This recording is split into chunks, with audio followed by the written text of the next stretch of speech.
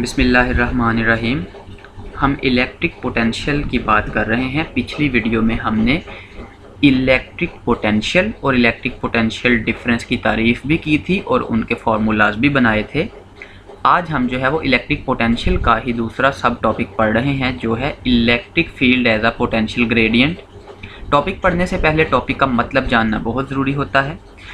Electric field as potential gradient. Gradient का मतलब होता है स्लोप या रेट ऑफ चेंज, तब्दीली की शरह।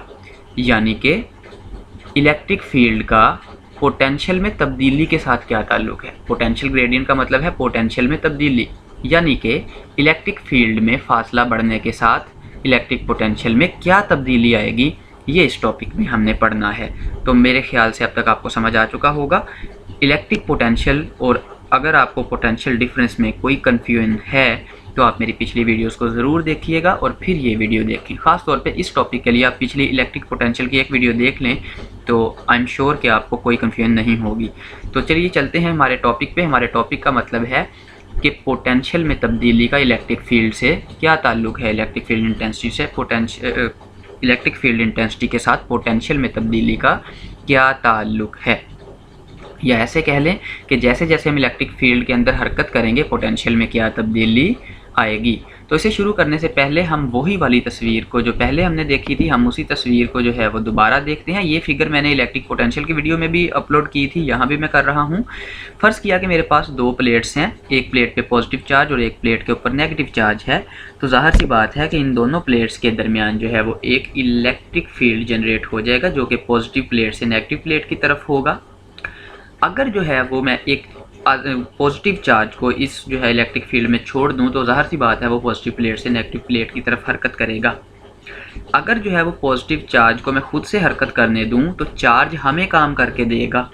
लेकिन अगर मैं चार्ज के ऊपर ये रेड कलर की फोर्स खुद से लगाऊं, जो कि तो अगर मैं इस चार्ज के ऊपर जो है वो रेड कलर की फोर्स खुद से लगाऊं तो हम चार्ज के ऊपर काम करेंगे। ये मैं इसलिए बता रहा हूँ कि इस केस में हम चार्ज के ऊपर काम कर रहे हैं और work done on the charge, यानी कि जो हम चार्ज पे काम करते हैं वो पॉजिटिव लिया जाता है और जो चार्ज हम पे काम करता है, जो हमें काम करके देता है, वो नेगेटिव लिया जाता है। इसी तरह ये भी आपने आइंदा याद रखना है कि energy supplied to the charge या टू द सिस्टम वो हमेशा पॉजिटिव ली जाती है और energy supplied by the system वो हमेशा नेगेटिव ली जाती है। यानी कि अगर हम जो है वो इस सिस्टम को हम एनर्जी दें तो वो पॉजिटिव ली जाएगी। वो सिस्टम को एनर्जी मिली है, सिस्टम के लिए वो मस्बत चीज़ है। और अगर सिस्टम हमें एनर्जी दे तो सिस्टम की एनर्जी ज़ाय हो जाएगी, उसे नेगेटिव लेंगे। तो ये साइन कन्वेंशंस भी आपने याद रखनी है। तो चलिए स्टार्ट करते हैं। इस हमारे जो टॉपिक है इसमें हमने जो है वो हम चार्ज के ऊपर काम कर रहे हैं। तो याद रखें वो वर्क क्या होगा, पॉजिटिव लिया जाएगा। तो जब जो है वो चार्ज जो है वो प्लेट ए से प्लेट बी की तरफ मूव करेगा, क्योंकि हम चार्ज के ऊपर ज़बरदस्ती ज़ोर लगा रहे हैं, तो अब चार्ज जो है वो प्लेट ए से प्लेट बी के ऊपर मूव करेगा। अगर हम चार्ज को कांस्टेंट वेलोसिटी के साथ इलेक्ट्रोस्टैटिक इक्विलिब्रियम में मूव करवाना चाहते हैं तो हम चार्ज के ऊपर जो फोर्स लगाएंगे वो क्यू ई के बराबर होगी और मुखालिफ होगी। यानी कि हम चार्ज के ऊपर कितनी फोर्स लगाएंगे, F is equal to minus Q E. F is equal to minus Q E force हम चार्ज के ऊपर लगाएंगे। इस चीज़ का जिक्र हमने जो है वो पहले भी किया था, अब फिर से कर लेते हैं। तो स्टार्ट करते हैं। हमने जो है वो पहले पिछली वीडियो में हमने ये देखा था कि पोटेंशियल डिफरेंस क्या होता है। हमने कहा था अगर दो पॉइंट्स इलेक्ट्रिक फील्ड के अंदर हों तो उनके दरमियान जो पोटेंशियल एनर्जीज़ का फ़र्क है पर यूनिट चार्ज, उसे पोटेंशियल डिफरेंस कहते हैं। हमने पिछली वीडियो में ये भी बात की थी कि अगर 1 कूलम चार्ज हो तो उसकी पोटेंशियल एनर्जी को पोटेंशियल एनर्जी नहीं कहेंगे, पोटेंशियल कह देंगे। और अगर कोई भी और अमाउंट ऑफ चार्ज हो, 50 कूलम हो, 100 कूलम हो, तो उसकी पोटेंशियल एनर्जी को पोटेंशियल एनर्जी ही कहेंगे। तो ये जो है वो मेरे पास मैंने पोटेंशियल लिखा है। तो दो पॉइंट्स के दरमियान पोटेंशियल डिफरेंस क्या होता है, potential of B minus potential of A. यानी कि दो प्लेट्स के दरमियान पोटेंशियल डिफरेंस कितना होगा, V B minus V A. ये किसके बराबर होगा, work done per unit charge. ज़रा गौर करें, मैंने आपसे कहा था कि हम क्योंकि चार्ज के ऊपर वर्क कर रहे हैं तो वर्क ए बी जो है वो पॉजिटिव होगा। मैंने यहाँ पे जो है वो इस वर्क को पॉजिटिव लिया है और चार्ज मेरे पास है क्यू नॉट। ये यूनिट नहीं है, ये क्यू नॉट है। तो जब आप Q नोट को WAB पे डिवाइड करते हैं फिर हमें work done per unit charge मिलता है यूनिट प्रिंसिपल के मुताबिक। तो ये बातें मैं पहले कर चुका हूँ, बहरहाल अभी हमने बस ये याद रखना है कि प्लेट्स के दरमियान potential difference work done on unit positive charge के बराबर होगा, इसलिए मैंने ये वर्क पॉजिटिव लिया है। Now F is equal to minus QE, जैसा कि मैंने आपको पिछली स्लाइड में दिखाया कि अगर चार्ज को जो है वो नेगेटिव से पॉजिटिव प्लेट की तरफ मूव करवाना है तो फिर हमें चार्ज के ऊपर फोर्स लगानी पड़ेगी जो QE के मिकदार में बराबर लेकिन सीमत में मुखालिफ होगी। तो F किसके बराबर हो गई? Minus QE। अब याद रखें कि अगर हम वर्क की कीमत यहाँ पे दर्ज कर दें तो हम जो है वो इलेक्ट्रिक पोटेंशियल में इलेक्ट्रिक फील्ड के साथ तब्दीली का जो है वो पता चला सकते हैं। तो वर्क मालूम करने के लिए हमें दो चीज़ों का पता होना चाहिए, पहली चीज़ फोर्स और दूसरी चीज़ दो प्लेट्स के दरमियान फासला। अगर हमें फोर्स और डिस्टेंस का पता चल जाए तो हम वर्क मालूम कर सकते हैं। तो फोर्स का तो हमें पता चल गया, अब हम जो है वो क्या करते हैं, अब हम फासला मालूम करते हैं। तो ज़रा देखते हैं वर्क कैसे मालूम होगा। WAB आएगा FD जो कि बराबर होगा माइनस QED। तो चलिए ये वैल्यू जो है वो पोटेंशियल डिफरेंस वाली इक्वेशन में पुट कर देते हैं WAB की वैल्यू। तो ज़रा देखें यहाँ मैंने वो वैल्यू पुट कर दी है। VB माइनस VA बराबर होगा minus QED over Q note. जब Q नोट से Q नोट कैंसिल होगा तो हमारे पास आएगा पोटेंशियल डिफरेंस डेल्टा V। ये VB minus VA potential difference है, इसे आप डेल्टा V लिखें तो भी सही है, VB माइनस VA लिखें तो भी सही है, दोनों का एक ही मतलब है, पोटेंशियल में तब्दीली या पोटेंशियल डिफरेंस। तो पोटेंशियल में तब्दीली बराबर आ गई माइनस ED। तो यहाँ से अगर D जो है वो इस तरफ चला जाए तो E आएगा हमारे पास, E is equal to minus delta V over D, minus delta V over D। ये जो हमारे पास टर्म आई है ये rate of change of potential with respect to distance है, यानी कि फासले के लिहाज से पोटेंशियल में जो तब्दीली है, किसी भी इलेक्ट्रिक फील्ड में फासले के लिहाज से जो पोटेंशियल में तब्दीली आती है वो है डेल्टा V ओवर D। यहाँ पे हमें ये पता लग रहा है कि अगर जो है वो पॉजिटिव प्लेट से चार्ज का फासला बढ़े तो पोटेंशियल कम होगा, और अगर जो है वो चार्ज का फासला जो है वो कम हो जाए तो पोटेंशियल बढ़ेगा, क्योंकि इलेक्ट्रिक फील्ड इंटेंसिटी यहाँ पे हमारी कांस्टेंट है। ये हमने पिछली वीडियो में भी बात की थी कि दो प्लेट्स के दरमियान इलेक्ट्रिक फील्ड इंटेंसिटी हमेशा कांस्टेंट होती है, तो ये तो कांस्टेंट है।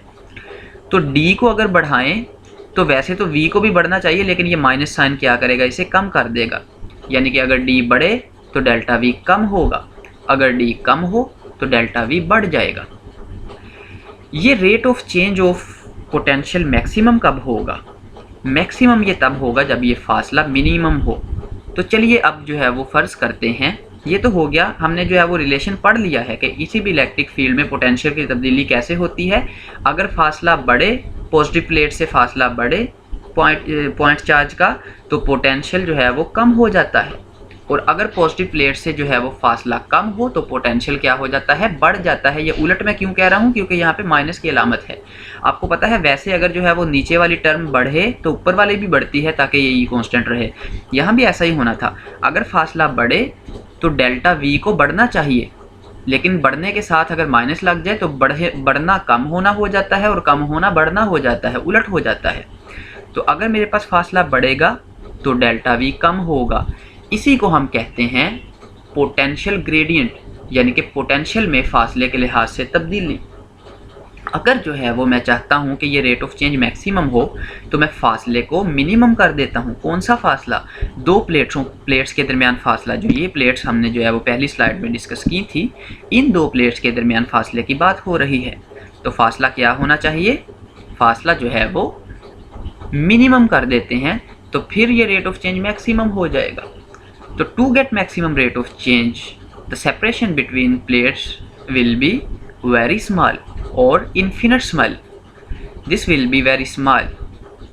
तो हम उस स्मॉल फासले को, स्मॉल डिस्टेंस को डेल्टा R से ज़ाहिर कर देते हैं। तो ये जो टर्म हमने लिखी है minus delta V over delta T, ये पोटेंशियल ग्रेडियंट कहलाती है। अगर आपने डेरिवेटिव के बारे में पढ़ा है तो आपको पता होगा कि डेरिवेटिव में जो टाइम होता है, जो डिनोमिनेटर होता है, वो अप्रोचेस टू ज़ीरो होता है, फिर ये इस चीज़ को हम रेट ऑफ चेंज कहते हैं। This term is known as rate of change of potential with respect to distance inside electric field. This is called potential gradient. इसका मतलब क्या है कि अगर जो है वो दो प्लेट्स के दरमियान या अगर जो है वो कोई चार्ज पॉजिटिव प्लेट से दूर जाएगा तो उसका पोटेंशियल कम होता जाएगा, और अगर कोई charge positive charge positive plate की तरफ आएगा तो उसका पोटेंशियल जो है वो बढ़ता जाएगा। तो इसी को हम कहते हैं electric field as a potential gradient. ये पोटेंशियल ग्रेडियंट का जो है वो मैंने आपको मतलब भी बता दिया कि पोटेंशियल ग्रेडियंट का मतलब है कि इलेक्ट्रिक पोटेंशियल किसी इलेक्ट्रिक फील्ड में फासले के साथ कैसे तब्दील होता है। आगे चलते हैं। तो यहाँ पे मैंने यही बात डिस्कस की है। फ़र्ज़ किया कि मेरे पास दो प्लेट्स हैं, इस प्लेट का पोटेंशियल 50 वोल्ट है और इस प्लेट का पोटेंशियल 0 है। तो ज़रा आप गौर करें कि जब चार्ज जो है वो पॉजिटिव प्लेट के करीब है तो उसका पोटेंशियल 50 वोल्ट होगा, लेकिन जैसे जैसे चार्ज पॉजिटिव प्लेट से दूर जाता जाएगा उसका इलेक्ट्रिक पोटेंशियल कम होता जाएगा, और जब ये चार्ज इस प्लेट पे पहुंचेगा तो इसका इलेक्ट्रिक पोटेंशियल 0 हो जाएगा। ये भी हमारी इसी मुसावात को साबित कर रहा है कि अगर हम फासला बढ़ाएं तो इलेक्ट्रिक पोटेंशियल कम हो जाएगा। यहाँ मैंने नेगेटिव साइन नहीं लगाया, नेगेटिव साइन लगाना चाहिए, यहाँ लगाया है मैंने। और अगर जो है वो मेरा फासला कम हो जाए तो इलेक्ट्रिक पोटेंशियल बढ़ जाएगा। तो ये तो था हमारा topic electric field as a potential gradient का। अब हम जो है वो आखिर में कुछ फार्मूलाज को रिवाइज करेंगे। मैं आपसे कहना चाहूँगा कि आप ये फार्मूलाज को अपनी फिंगर टिप्स पे कर लें, रट्टा लगा लें। तो ज़रा देखते हैं फार्मूलाज कौन से हैं। ये सारे हमने फार्मूलाज अब तक जो हमने पढ़े हैं मैंने उसे 12 फार्मूलाज की शक्ल में लिखा है। हमने इलेक्ट्रिक फील्ड इंटेंसिटी के बारे में पढ़ा था जो कि force on unit positive charge होती है। तो ये फार्मूला आपने याद रख लेना है, E = F/Q।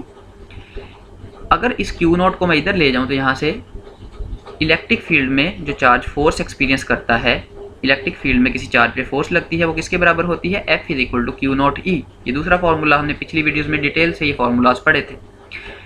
तीसरा formula potential energy of the charge. Potential energy of the charge बराबर होती है Q0 मल्टीप्लाइड बाय पोटेंशियल, क्योंकि मैंने आपको बताया था कि एक चार्ज की पोटेंशियल एनर्जी को पोटेंशियल कहते हैं और ज़्यादा चार्जेस की पोटेंशियल एनर्जी को पोटेंशियल एनर्जी कहते हैं। तो चार्ज Q की पोटेंशियल को पोटेंशियल एनर्जी कहेंगे। तो ये वो फार्मूला है। अगला formula potential = potential energy of unit positive charge. उससे अगला formula work done = Q0 × VAB, क्योंकि वर्क और पोटेंशियल एनर्जी बराबर होते हैं। तो अगर जो है पोटेंशियल एनर्जी Q0 V के बराबर है तो वर्क भी Q0 V के बराबर है। और पोटेंशियल वर्क की शक्ल में कैसे लिखेंगे? Work over unit positive charge, क्योंकि पोटेंशियल एनर्जी और वर्क बराबर होते हैं तो इस वजह से जो है वो WAB/Q0 हो जाएगा।